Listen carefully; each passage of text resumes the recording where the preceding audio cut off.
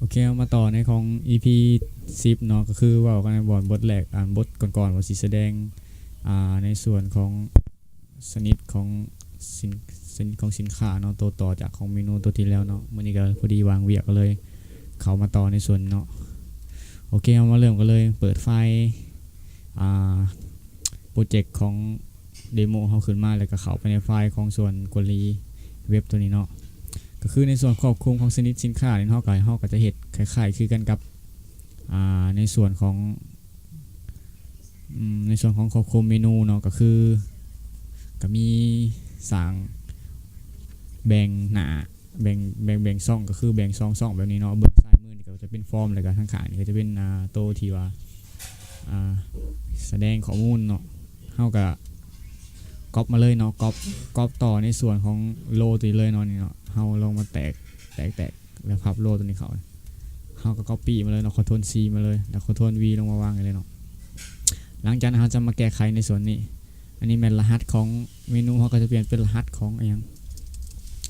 รหัสของชนิดแล้วก็ต่อมาก็ซื้อชนิดหรือว่าใส่ชนิดเลยก็ได้เนาะชนิดแล้วก็ไอคอนแล้วก็ปรับปรุงเนาะตัวselect form นี่เนาะก็ให้ select ไปของตารางของในส่วนของหน่วยสารเพิ่มตัวนี้เนาะหน่วย SP เนาะ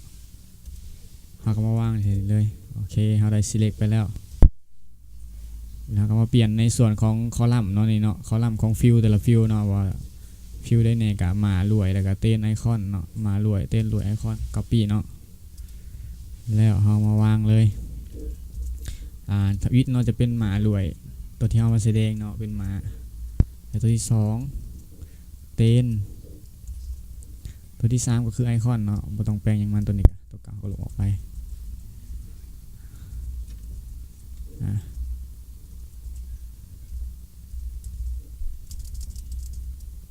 โอเคแล้วก็ในส่วนของเทคตัวนี้เนาะก็คือเขาสร้างไฟล์ซีรีส์ขึ้นมา1ก็คือซีรีส์ลิสต์เนาะค่อยได้สร้างมาแล้วเนาะตัวนี้เนาะแต่ว่าทางในยังบ่มีหยัง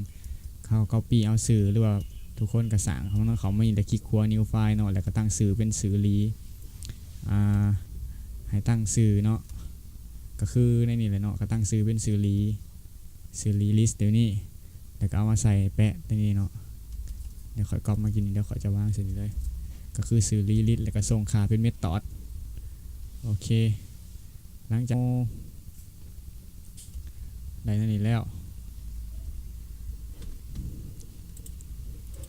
เราส่งค่าเป็นเมธอดเนาะโพสแล้วก็สื่อตัวนี้เขาแก้ไขในน้อยหนึ่งเนาะตัวนี้ก็จะเป็นสนิทเนาะเพราะว่า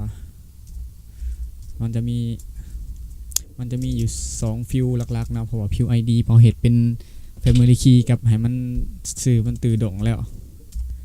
ตัวต่อมาไอคอนเนาะก็บอกว่าเปลี่ยนยังตัวนี้ก็เป็นเทมคือเก่าเนาะปุ่ม Submit แล้วก็ฟอร์ม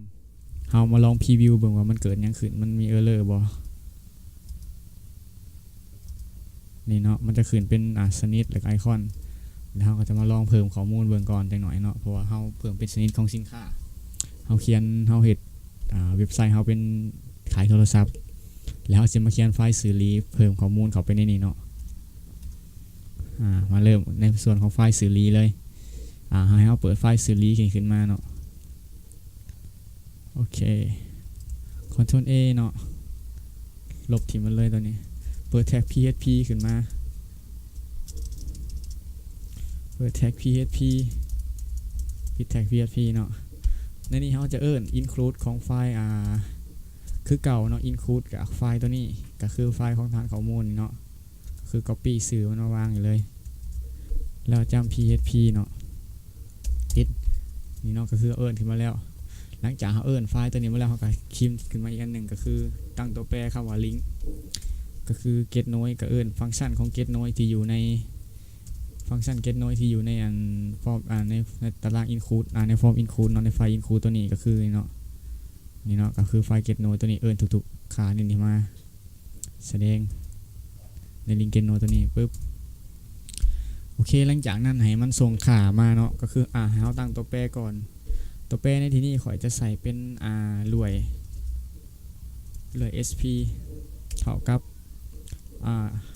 โดลาร์เนาะขีดลมแล้วก็โพลตเพราะว่าเฮาส่งมาเป็นเมธอดโพลตและนี่จะเป็นสื่อของตารางขอโทษเป็นสื่อของเนมระหว่างในสื่อของเนมใน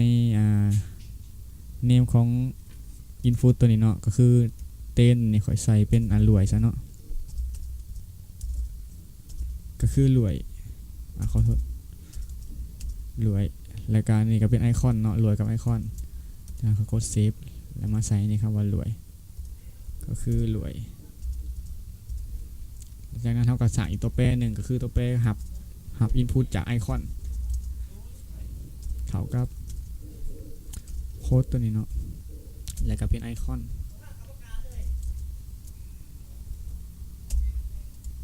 เซฟโอเคหลังจากเขาได้นี่แล้วเขามาเขียน SQL เนาะเพื่อสั่งตัวแปร SQL ขึ้นมาแล้วเขียนโค้ดSQL เพื่อ insert ข้อมูลลงในส่วนของ database ก็คือสิแนะนำเนาะในโค้ดของ include ในโค้ดของ insert เนาะก็อยากนำเสนอเว็บหนึ่งก็คือเว็บ3 School เนาะเพราะว่าเว็บนี้มันก็ support ในเรื่องของการเขียนโค้ดหลายโค้ดอยู่มีทั้ง SQL แล้วก็มีทั้งพวกbootstrap ต่างๆ PHP พื้นฐานเนาะพวก jQueryพวก CSS พื้นฐานแล้วก็ HTML พวก JavaScript พวก Python ต่างๆเนาะก็มีโค้ดพื้นฐานให้ก็คือโค้ดที่ข่อยจะใส่นี่เป็นโค้ด insert into ในส่วนนี้เนาะ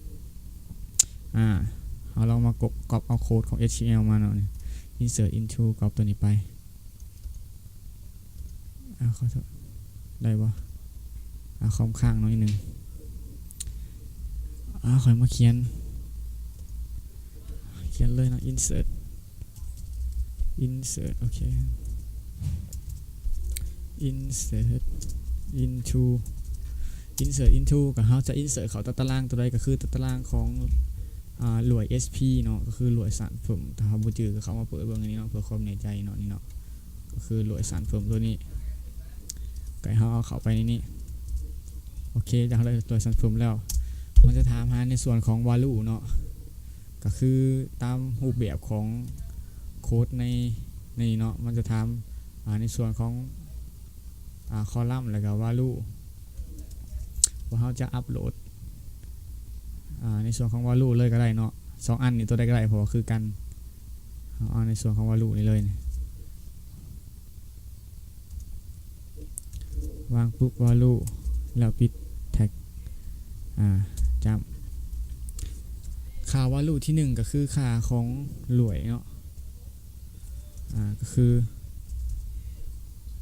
รวยสารเพิ่มจุดเนาะตัวที่2ก็คือค่าของไอคอน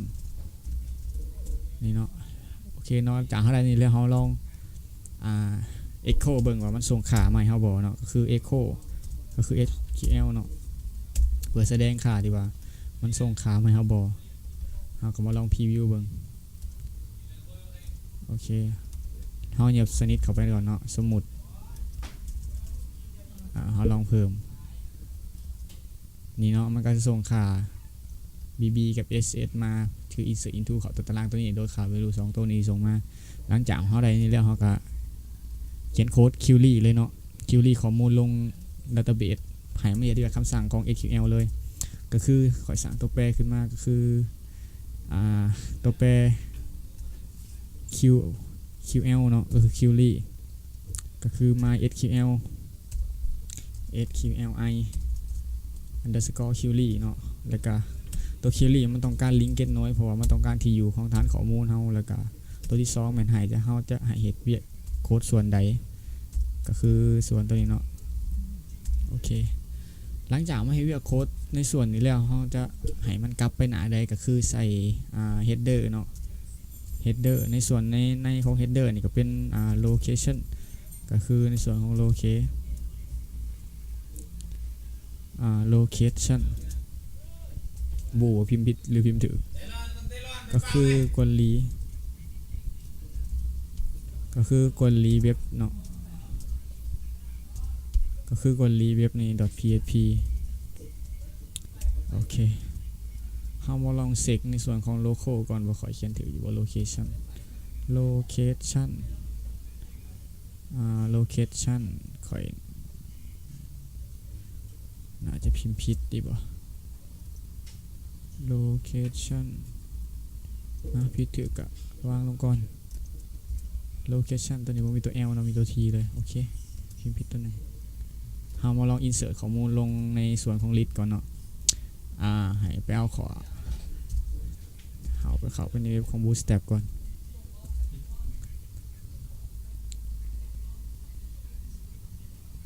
เฮามาลองเพิ่มเนาะสนิทคือสมมุติ iPhone เนาะ iPhone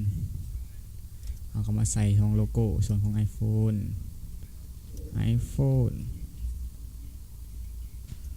คือขอเอาไอคอนเป็นของ Apple มาทน C